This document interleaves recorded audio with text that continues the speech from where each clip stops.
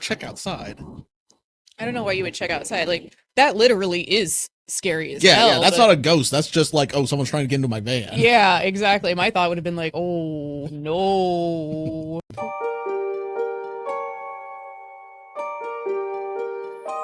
All right, welcome everybody to Unraveling the Unexplained. I am Kat, and I am a longtime astral traveler and spirit consultant. This is my brother John, who's a longtime fan of the creepy and the paranormal. Hello, folks. He has picked out a video for me to react to. I don't know what it is, but we are about to find out together. Compilation. Okay, hang on. Let me turn the volume down a little bit. It was intense. It was sudden and intense. Yeah, that's okay. Okay. One of those. I like atmosphere. Videos deal. I do like the compilation videos because it's kind of fun to see, you know. And it's the internet, so is it real? Is it fake? We don't know. And it's so much easier to fake things these days anyway, so it gets even more interesting. It's still fun to watch them and discuss whether or not they could be possible or whatever. You know what I mean? Yeah. I like it. All right, what do you got for me, nocturnal creepypasta? Get the f out! Get the f out! Get the f out! Let's go! Tiberius! Lucy! Wait a minute, what was that? That was just a preview of something later in the JJ video. Retro, Okay. an urban exploration channel, ventures into an abandoned house at the edge of an English village late at night. He's visibly nervous just standing at the entrance of the eerie location. Come exploring somewhere like this because we're in the middle of nowhere, on the outskirts of Slinfold, at this rather creepy house. And there's a sort of haunted feel to it. This is creepy. This is probably the creepiest building we've done so far in our urban exploring career. Oh. How would you like me to go exploring? Honestly, so here's the thing is like urban exploring can be cool, right? And creeping around and checking stuff out like that can be, I mean, it can be a fun experience and you never know what you come across, but there are also like, folks, there are non-supernatural dangers out there. And a lot of these abandoned places, they can be might not be as abandoned as they correct. appear. They can be like squatter houses. There could be, you know, you never know what's going on. So this is not actually particularly safe or well advised to go about doing stuff like this. Probably at the very least, it's best not to do it alone. Yeah, or out of cell phone range, or you know what I mean? Yeah. The stuff like this is not exactly my cup of tea, but Okay, shit. Well, it's well. No. Hello? No. Come on. That's with the haunted valves. Since part of the chair is obscured by the doorway, it's possible that someone off camera was making it move. Otherwise, this place is undoubtedly haunted. I like that had a more natural vibe to it. Yeah. So I don't doubt that was a real, like, that really happened. I mean, the guy was like, nope, look, time enough to go. for the haunted house. Yeah, like I have seen a chair rock. Is all I need to see. Yeah, yeah. So the reaction to it felt like a more natural reaction. Yeah. TikTok user Yosef was at home when something bright caught his eye. He rushed to his balcony and captured this incredible footage. A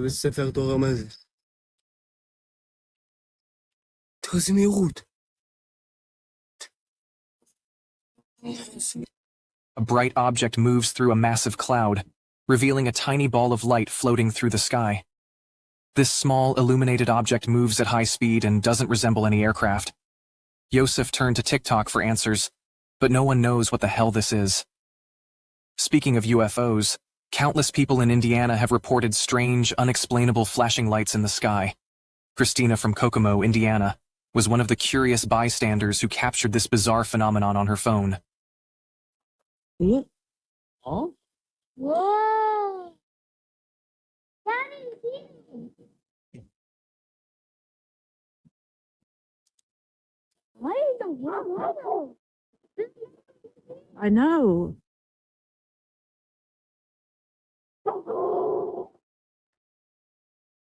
Peculiar lights appeared in the night sky, one after another. Christina and her daughter from Kokomo, Indiana, watched in awe as these glowing anomalies danced across the sky.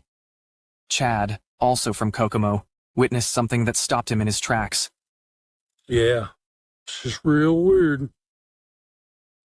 Disappear, come back. Disappear, just move. Disappear. 2 clusters of lights hovered high above Kokomo, with glowing orbs appearing and vanishing simultaneously. Chad had never seen anything like this before. Sightings like these are becoming more common, leading me to believe we might be making friends with aliens soon. It's I'm not surprised that it's more and more literally everyone has a video camera in their pocket on them 100% of the time nowadays, so I'm not surprised you get more and more footage like of this because I think it was always happening and it just wasn't, we didn't have the capabilities to capture it, record it, and get it out there and share it with mass people. Like between phones and the internet, I'm not surprised you have an increase of this just because you have there's a lot more of them out there now. Yeah, you have the ability to capture it on camera at a moment's notice and the ability to share it widespread, which was not ever the case for humanity before. That having been said, like I'm not an aerospace dynamics person. Could that be somebody who decided it would be fun to fly a formation of drones up there and turn lights off and on? Possibly. Like, that's always possible. The first one where it was moving pretty fast. Like, for it to look like it's moving that fast at that distance. Yeah, not a drone. The only thing I could think of is maybe like a tiny meteorite burning up in the atmosphere, maybe, but that didn't look like I've seen a meteorite burn in the as it comes down, burning out of the atmosphere. I've seen shooting stars and stuff before. That they don't quite shine like that. No, and usually there's at some point there ends up being a trail of debris and a bit of an explosion as well as it actually bursts. So whatever that was not that. Yeah, but either way, I wouldn't be surprised if we continue to see more and more videos of stuff like that crop up. Just now we have the capability to do so and share it out. But all these do feel authentic videos. Like, at the very least, I don't think these are fake, regardless of what the phenomenon itself actually is. Like, the people feel like they're reacting in a way that's very natural. Like, oh shit, took out your phone, decided to film this weird thing in the sky. Yeah. The people who are witnessing it definitely just witnessed something and recorded it. So it's not a hoax in that the people recording it created a hoax. For sure. Yeah. According to Steve, this area is notorious as the location where a person who was taking lives in the 1950s concealed the bodies. Beautiful. It's believed that this individual might have resided in the nearby abandoned house, hidden deep within the woods. This information was published by Steve Ronan in April 2020. Upon exploring, the crew quickly discovers some unsettling items, including an assortment of bird skulls. Later, they come across another piece of animal anatomy. A spine. What kind of animal does it belong to, and why is it here? It makes one wonder if Norman Bates once lived here. Adding to the eeriness, they find small figurines, one resembling a skeleton and another that looks like Gollum. Is this truly the house of the 1950s maniac? Why were all these possessions left behind, and what's with the bird skull trophies? It's a place I'd stay far away. That's creepy. So just some birds, bird skulls, or maybe mouse skulls? No, I think it's like a rodent. Yeah. Like a family of rodents. But what them right here like this, I have no idea. So that's easily something that could have been set up to record or whatever, just to create some sort of eeriness to the house. The eeriness to the house, something to make a video out of. Yeah, I personally don't know of any practices that involve gathering up skulls and putting them in a circle, in a circle and just leaving them in the middle of the floor. So I don't know. Just seems like somebody's idea of a creepy thing. It comes off like somebody's idea of something that would have been creepy to put up, basically, and film. Maddie on TikTok admitted to a massive mistake, playing with a Ouija board without properly ending the session. Since then, he's been dealing with relentless hauntings in his home for 4 years. He documents these bone-chilling experiences to avoid feeling crazy. I don't know what's going on with these dogs, bro. They're scared of some. Yo, I'm telling you, bro. That's the second time I heard those fucking bells, bro. The second time. I'm home all the fuck alone, bro. Nobody is home. Nobody. No one is home. Nobody is home. I have difficulty understanding why people freak out so much over. Well, they don't necessarily have the background or experiences to view it as normal or to really understand it. So, I guess. Like, for them, it's a lot more freaky. I guess to me, I guess it's like a first time, bro. You know, like, you've never seen something move on his own. I don't know. Maybe for people that aren't used to it, it's probably a little on the unsettling side. You know? Yeah. And those fucking bells. What's wrong, Petey? What's wrong? What do you see? You see you something? freaking out. You see something over here? I'm telling you, those bells. I heard them motherfuckers twice. Yeah, you did. What the fuck is going on? Petey! Petey does not care. Petey! Petey, what's going on? He's like, oh, what's going on with you? The TV turned on. The fucking TV turned on.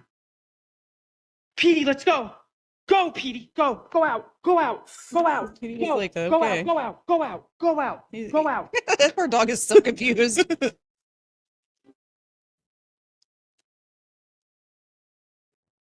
the fuck is going on? What the fuck is going on? What the fuck is going? It turned off. It turned off. Lucy, Bentley, let's go. Bentley, get out. What the fucking pets does this guy have? Tiberius, let's go. Get the fuck out. Get the fuck out. Get the fuck out. Let's go! Tiberius! Lucy! Oh my God. Charlie, let's go! Come on! Come on, who's home? Come on, who's home? Let's go. Let's go! Let's go! Get out! Get out! Get out! Get out! Get out! Get The out! dogs are like, what? Come on! Lucy! How many dogs do you have? Maddie was on high alert when his dogs acted afraid of something in the house. That dog is chilling. Bells rang, decorative balls flew out of a bowl, and the TV turned on and off by itself. Maddie rushed outside, fearing a paranormal threat. Could these eerie events be linked to the Ouija board? Let me know what you think. Listen. Okay. Literally those dogs, like, you've seen a dog on alert. Like, we have dogs. Yeah. And I've had my dogs. Dogs will notice and bark at, like, our dogs will bark at things in the corner that, you know, other people can't see. Like, animals do respond. Those dogs were not on alert. Those dogs were like, why are you on alert? Like, what is happening? Why is our human freaking out? The human is having a panic attack.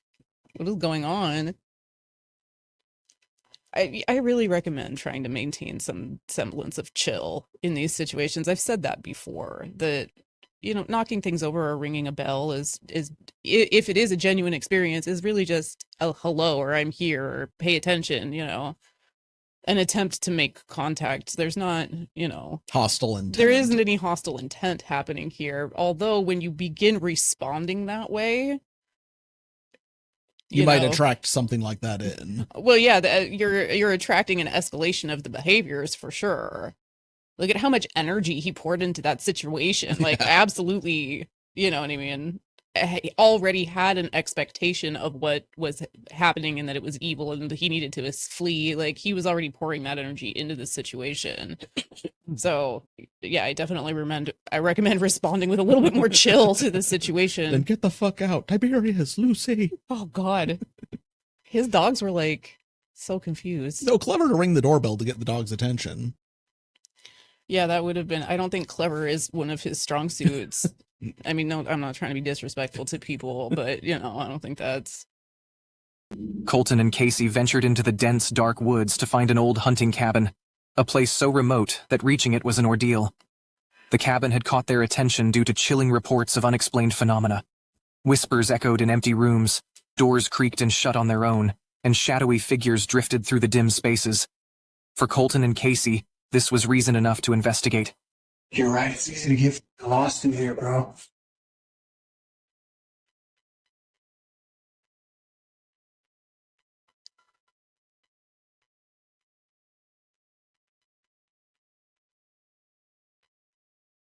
Oh my God, dude. What was that? The door just, it closed on its own when I was walking in there. Like, there's a door straight back, right to the fucking hallway where the REM pod is, bro. Why didn't the motion detector go off? Both hear their device echoing through the hall, glance at each other and head toward the source.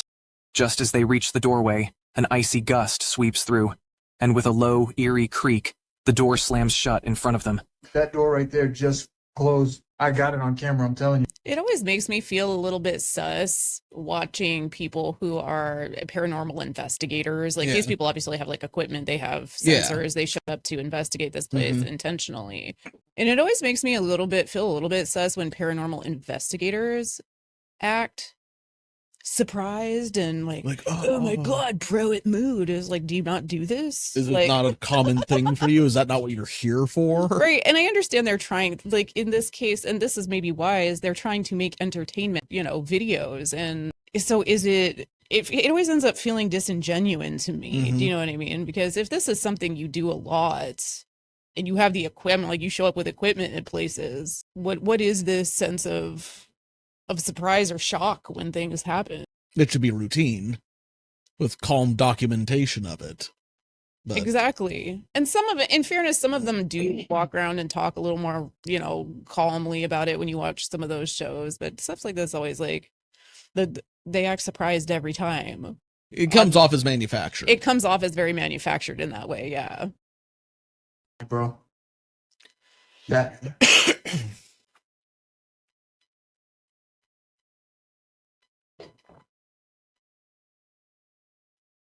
I got it on camera, I'm telling you, bro.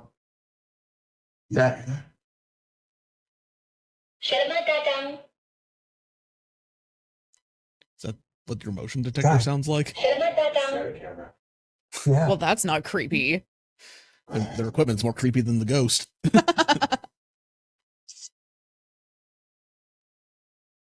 Dude, there was just like could have been like Did you see that? Hello? Is there anybody here?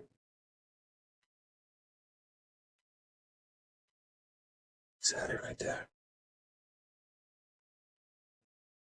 Did you notice it? When Casey checked each room, he spotted something lurking behind a doorframe. A glimpse of a head. The cam turned back, and a strange brownish figure came into sharper focus. Chilling part. Casey had no idea he might have captured a ghost. Moments later, he entered the room where he'd seen the head, but it was gone. What did he capture that night? Sean frequently posts videos of his stealth camping adventures, from working on his camper van to camping with his son. In one video, he spent the night by the ocean. The night was smooth until he went to bed, unaware that his sleep would soon be interrupted. I just heard something outside.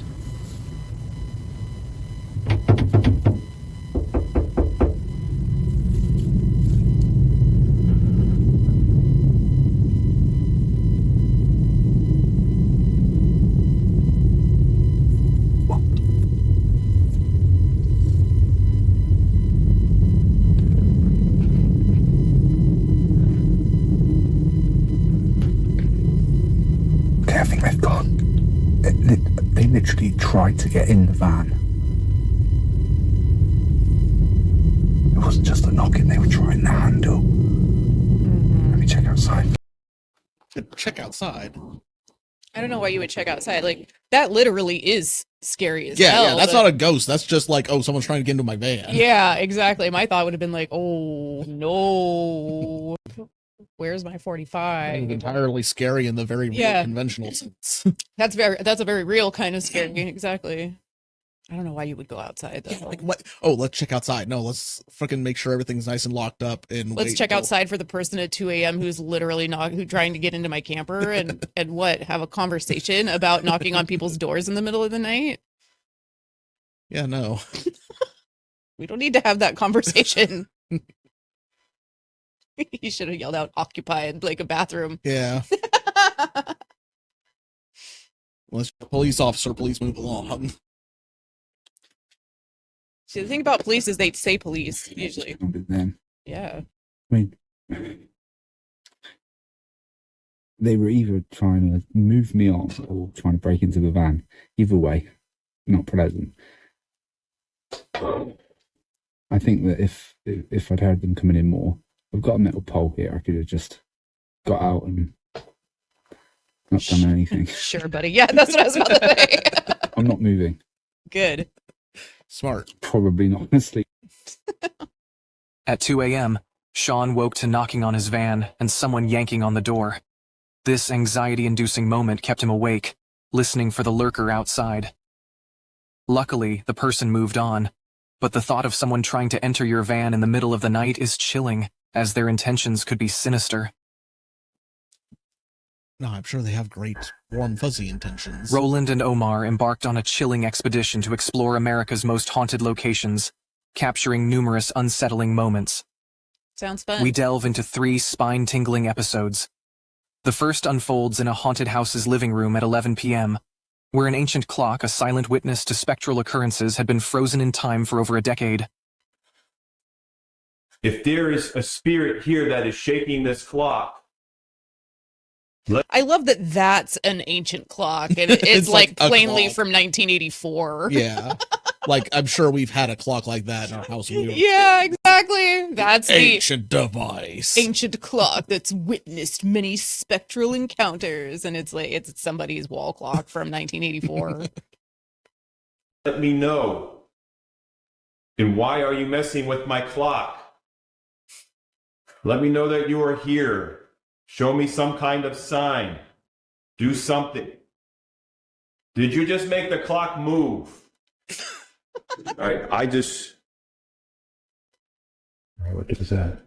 All right, that clock just literally moved. Did you just make the clock move? Show me a sign. Do something. Holy f***. All right, that time, holy sh**.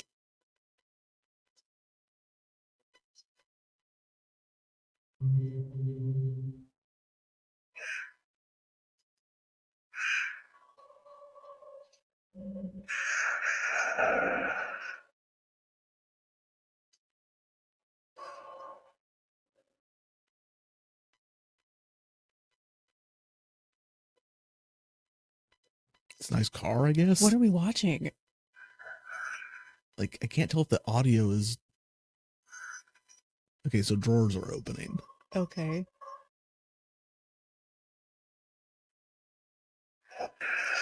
You know, I'm glad we're getting the real CCTV experience of having to watch long periods of nothing happening in order to try and see something happening. It's a very authentic experience of people who go through their CCTV footage looking for things going on. I'm just trying to work out if the audio is like being messed with, or if that's like we're supposed to be hearing something there. But okay, something moved there. Yeah, I think it's the audio of things moving around, which is why they're leaving it in.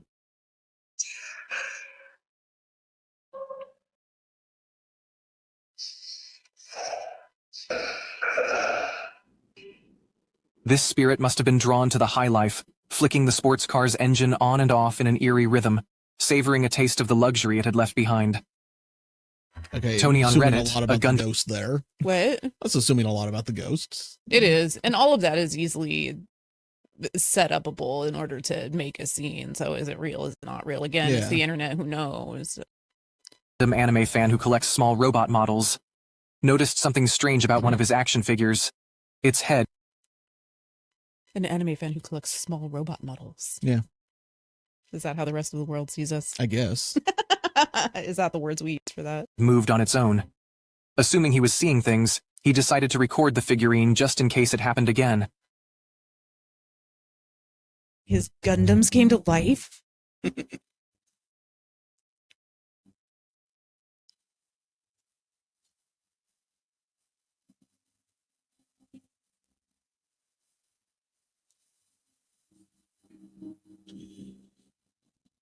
The head on the white figurine in front of him began moving on its own, turning and facing Tony in an insanely creepy way, as if ominously staring at him. These action figures don't have automatic turning heads, so what do you believe? I actually do own figurines like that, and they don't have anything that would let their heads turn. They don't have turning heads. No, they don't. I mean, not like mechanisms that make them turn on their own anyway. Like, you can pose them and shit, but... Yeah, they don't, Interesting. Well, some ghost has a... I mean, why not? Ghosts would have had hobbies in life. I suppose so. 2013, a YouTube user named Zero Fox uploaded a seemingly simple video intended to demonstrate the various vision modes on the Xbox One Kinect. What was meant to be just a video accidentally turned into an incredible proof of the paranormal.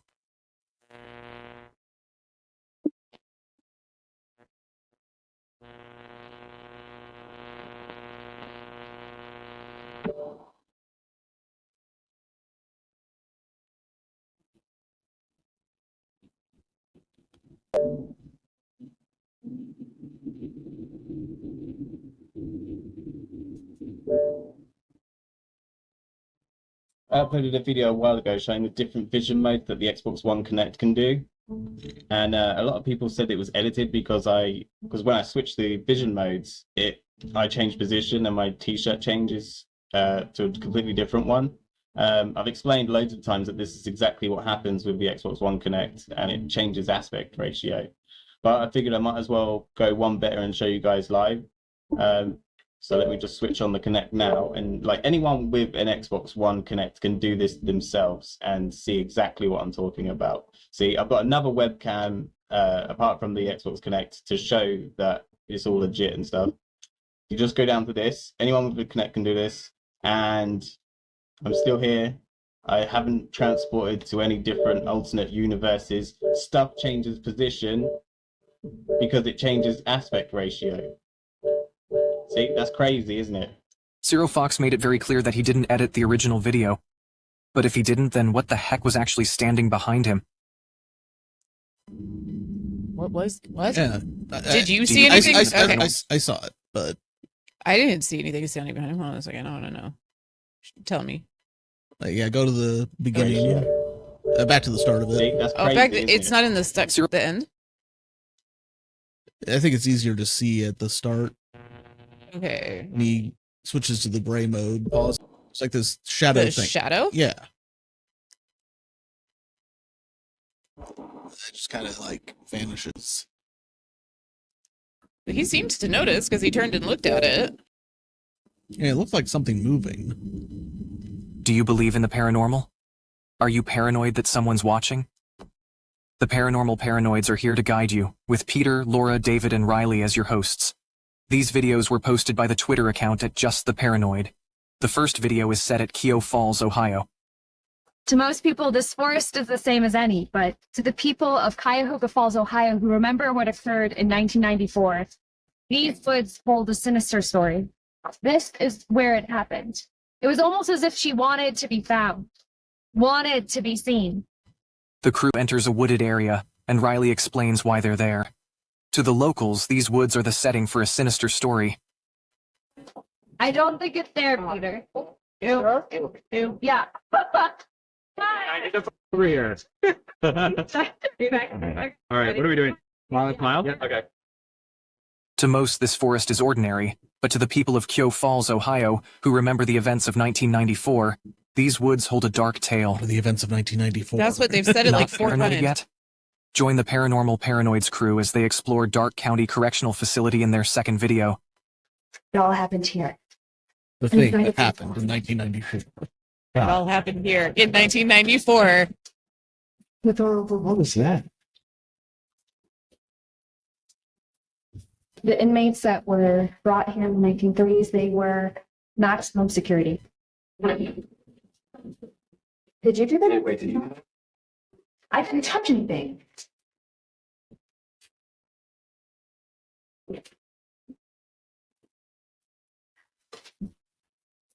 What? How? You feel what? Cold. Sorry. Bad acting is bad. Yeah. Do you remember the events of 1994? I do. Actually, I don't. I was a teenager, and I'm sure 1994 was a total blur. Yeah. But yeah, I don't know. They seem very concerned about something. Yeah. Wish. I guess it's Riley. What? Wish. I also hate being cold. Look at the.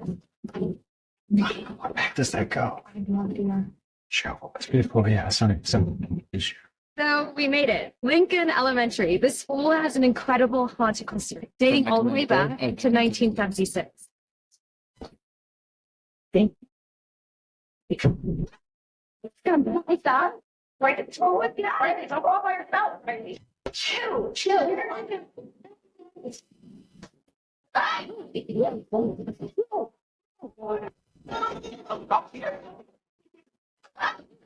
Yeah, it's giving haunted house. You know what I mean? Like one of those Halloween recordings of Jess and her friends, real or.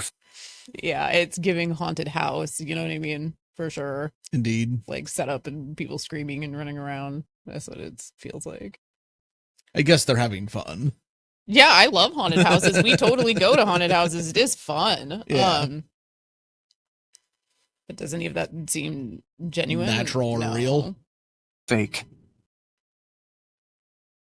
Okay. Yeah, that's just the. Oh, is that the end of the video? Yeah. Oh, okay.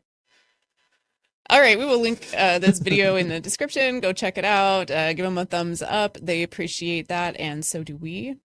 God, yeah, the lighting situation is different, but it needs to be so we actually have the ability to see screens.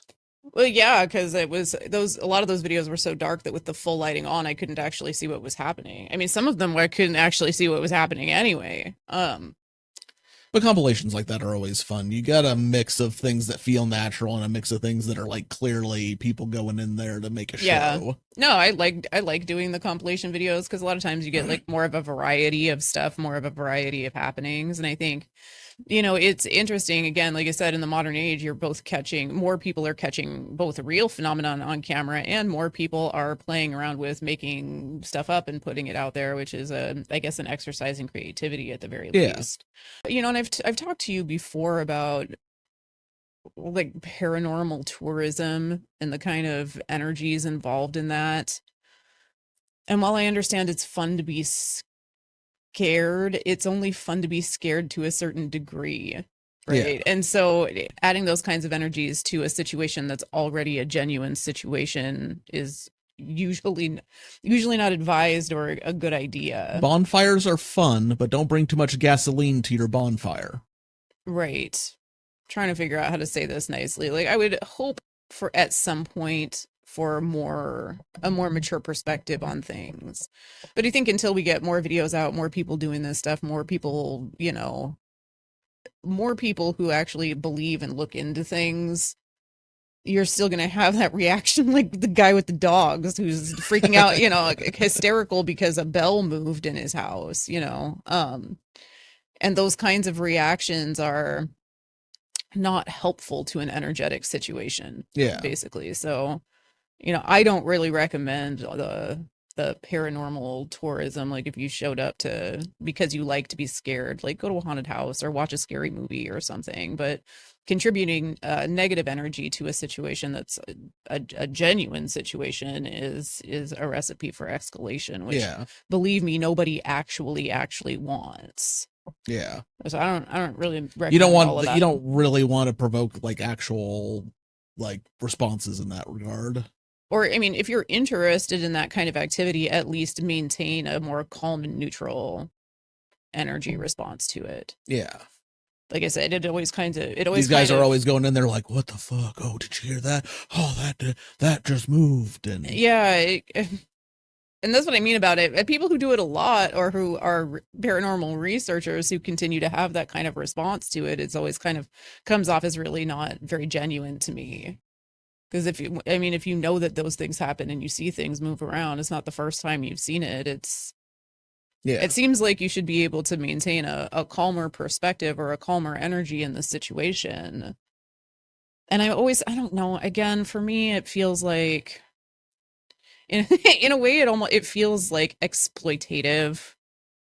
Like they're not there to help or to do anything about the situation or to gain knowledge or anything. They're kids poking the beehive, basically. Yeah, they're just creating content, showing up to, you know, be able to go viral or whatever, and adding energy to a situation it's childish and not helpful to the situation. So but I understand for a lot of people still these things there's many people out there who are still like, oh, these things aren't real, or skeptical people, you know. And I think the more videos you get out there and the more things, it helps to shift public perception towards, you know, maybe these things actually do happen and people can calm down. I think certainly the lights in the sky phenomenon has become so widespread that more and more people just are aware of it, accept that there's some sort of aerial phenomena happening that we don't understand what it is. Yeah. It's hard to have, like, we did that whole video about the military archives on this type of stuff. So it's, at some point, it's hard to have even military pilots and, you know, radar data that says something's going on and still be like, oh, it's, well, light Drones show and and weather balloons. Yeah, it's at some point it becomes kind of hard to deny that there's something happening that we're not sure what it is, when even the military is like, yeah, there's something happening and we don't know what it is. So it's like a long soft reveal. Yeah, takes time. You know what I mean?